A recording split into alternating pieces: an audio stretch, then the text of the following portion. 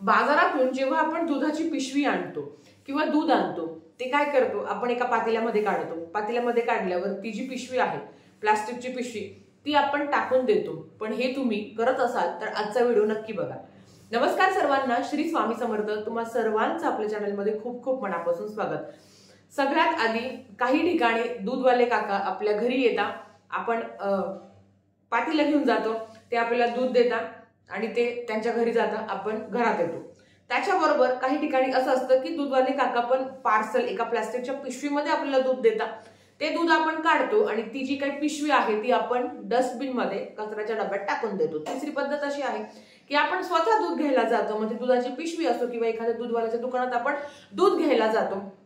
मग ते आपल्याला एका प्लास्टिकच्या पिशवीमध्ये ते दूध देतात. ते दूध घेतो, आपण घरी येतो, पातेल्यात काढतो आणि ती जी काही प्लास्टिकची पिशवी आहे ती आपण टाकून देतो. खरं तर हे तुम्ही पूर्ण चुकीचं काम करता. तुम्ही आधीच्या काळी आपल्या आजी आणि आई नेहमी एक काम करत होत्या. ते काय की जेव्हा पण दुधाची पिशवी आपण कात्रीने कट करतो, ते सगळं दूध काढल्यावर ते काय करायचे, ते दुधाची पिशवी पाण्याने धुवायचे. बघा, तुमच्याकडे ते करत होतं का नाही माहिती नाही, आमच्याकडे ती पद्धत होती की म्हणजे दूधवाले काका अर्थात आपल्या घरी आल्यावर आपण पातेलं घेऊन जातो, किंवा आजकाल असं आहे की ते आपल्याला पार्सल एका पिशवीमध्ये दूध देतात. तर काय करतो आपण, आधीच्या काळी आपल्या घरचे ती दुधाची पिशवी पूर्ण पाण्याने, थोडंसं पाणी टाकायचं, खूप काही पाणी टाकायचं नाही, अगदी 2-3 चमचे पाणी टाकायचे, ते सगळं धुवून घ्यायचे आणि मग ती पिशवी आपण कचऱ्याच्या डब्यात टाकायचो.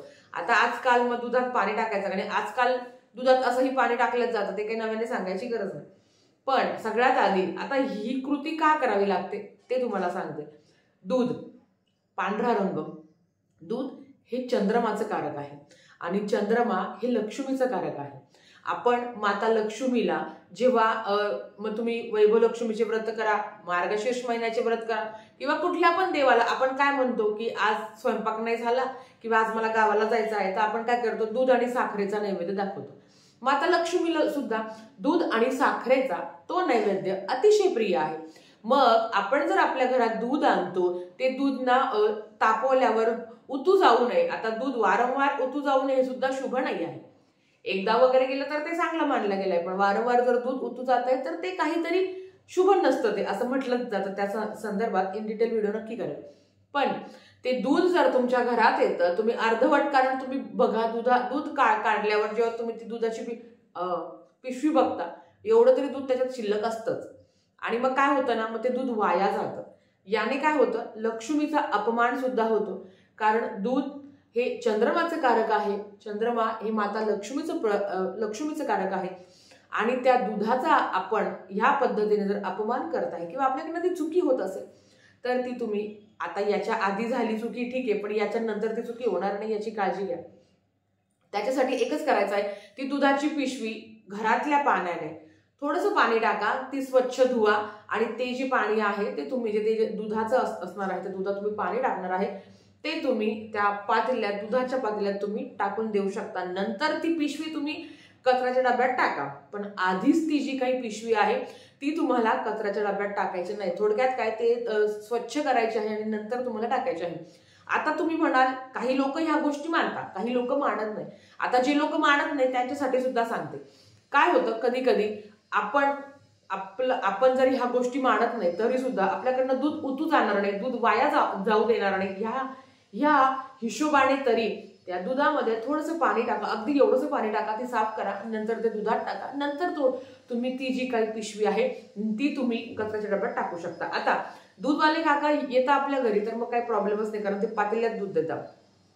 किंवा दुसरी सुद्धा एक साधी प्लास्टिकच्या पिशवीमध्ये दूध देतात. आता शहरात ती पद्धत आहे की साध्या प्लास्टिकच्या कॅरी बॅग मध्ये ते दूध देतात. त्याला सुद्धा तसंच करायचं आहे की दूध कट केल्यावर थोडंसं पाणी टाका, ते सुद्धा साफ करा आणि नंतर ते तुम्ही तुम्ही तुमच्या कचऱ्याच्या डब्यात टाकू शकता. आता काय होतं तुम्हाला सांगते, जेव्हा आपण आपल्याकडे दूधवाला काका येतात, दूध तापवल्यावर दूध जेव्हा संपतं तेव्हा थोडं तरी दूध येणं शिल्लक राहतं. मग आपण ते दूध आपल्याकडनं खरंच ते कधी कधी वाया जातं की आता एवढंच दूध आहे, काय करणार, कसं आता मला गावाला जायचं आहे, एवढंसं दुधाचं काय करायचं, मग आपण ते सिंक मध्ये टाकतो, ते सुद्धा चुकीचं आहे.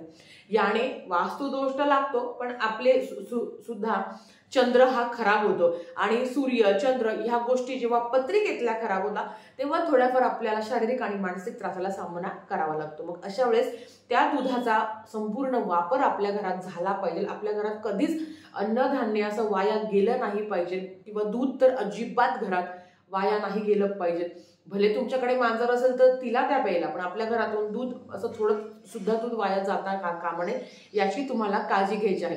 त्याच्याबरोबर जेव्हा आपण मलाई काढतो बघा, आपण साय काढतो, त्याचं तूप बनवतो, कधी कधी असं होतं ना की गडबडीत ना ती मलाई सुद्धा तशीच ते आपण ते, आता प्रत्येकाकडे भांड्यावाली बाई आहे असं नाही, पण काय करतो प्रत्येक वेळेस आपण ती मलाई काढल्यावर ते जे पातेलं आहे, केव्हा केव्हा त्या पातेल्यात मलाई असते तसंच आपण ते पाण्यात भिजत घालतो, आणि मग ते काय, ते सिंक वाटेल ते पाणी, म्हणजे ते सांडपाण्याचाच तो एक वापर होतो.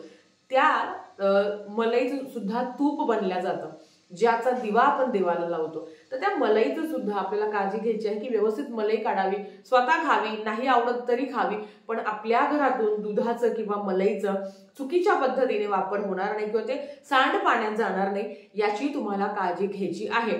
आता शास्त्र संदर्भात पण सांगितलं, जे लोक ह्या गोष्टी मांडत नाही त्यांनी स्वतःच्यासाठी की आपल्या घरातून पण अन्नधान्य वाया जाणार नाही, दूध वाया जाणार नाही, याच्यासाठी सुद्धा हा नियम आवर्जून पाळावा. आपल्या घरात असं होतं की कधी कधी बेरी राहते, मलाई ज्याला म्हणतो, मलाई राहते, गावाला जायचं असतं की चला आता मग ही मलाई राहिली आहे, लगेच आपण कधी कधी फ्रीज मध्ये ती खूप दिवस तशीच पडून राहते, मग ती काय करतो आपण डस्टबिन मध्ये टाकतो, कचऱ्याच्या डब्यात टाकतो, हे सुद्धा चुकीचं आहे. वास्तुदोष जे लोक पाळतात, जे लोक मांडतात, आजही लोक उलट, आज हे लोक जास्त प्रमाणात पाळायला लागले आहे. मग तो किचनची दिशा असो, टॉयलेटची दिशा असो, देवाची दिशा असो, ह्या गोष्टी लोक पाळायला लागले आहेत. त्याच्याबरोबर ह्या ज्या छोट्या छोट्या चुका आहेत त्या सुद्धा आपण करता कामा नये. याने आपण आपल्या आयुष्यात जर काही चांगलं घडत असेल ना, तर याने आपण अजून ते कुठेतरी दुष्परिणाम भोगावे लागतात, आणि त्याच्यामुळे मग संसारिक, शारीरिक, मानसिक त्रासाचा सुद्धा आपल्याला सामना करावा लागतो.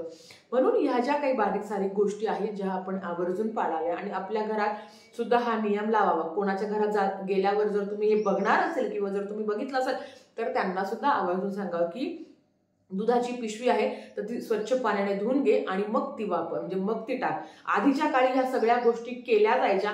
आपण म्हणतो काय त्या आहे ना पिशवीला दुधाने साफ करायचं, पण आपल्याला आतून साफ करायचं, बाहेरून नाही. जर त्या पिशवीतलं दूध तुम्ही वापरता आहात तर त्याच्यातलं पाणी टाकून ते स्वच्छ करून घ्यायला काहीच अडचण नाही, आणि ते पाणी वापरायला सुद्धा अडचण नाही, कारण ते पाणी आपण पितो, ते दूध सुद्धा तुम्ही पिणार आहे. मग थोडंसं पाणी टाकून साफ करायला काही अडचण नाही. तुम्ही याच्या आधी ते करत असाल तर ठीक आहे, काही गोष्टी आपल्याला माहिती नाही आहे, पण या गोष्टी जर तुम्हाला आत्ता कळाल्या असेल तर आवर्जून पाळा. त्याच्याबरोबर जी मलाई तुम्हाला सांगितली आहे, तर नेहमी दुधाचा जो काही तुम्ही भांडं घासणार असता पूर्ण मलाई स्वच्छ करायची पूर्ण, कारण ते पांढरं आहे, ती मलाई सुद्धा वाया जाऊ देता कामा नये. तर या बारीक सारी गोष्ट आहे. कधी कधी असं होतं ना की आपल्याकडनं दूध खराब होऊन जातं बघा, दूध नासतं ज्याला आपण म्हणतो, तर मग अशा वेळेस त्या दुधाचं आपण जर दूध खराबच झालं आहे तर ते तुम्ही टाकून देऊ शकता. बऱ्याच वेळा असं होतं की खराब झालेलं दूध ज्याला म्हणतो त्याचं लोक पनीर लावतात, किंवा एखादं दूध तुमचं खराब झालंय तर मग त्याचा जो वरचा भाग असतो, जो एकदम घट्ट झालेला भाग आहे तो तुम्ही काढून घेता. बऱ्याच ठिकाणी असं असतं, तो काढून घेतलेला भाग त्याच्यामध्ये थोडंसं दूध आणि साखर आणि तूप टाकता, त्याची बेरी करता, ज्याला आपण बर्फी म्हणतो, आणि ते खाता.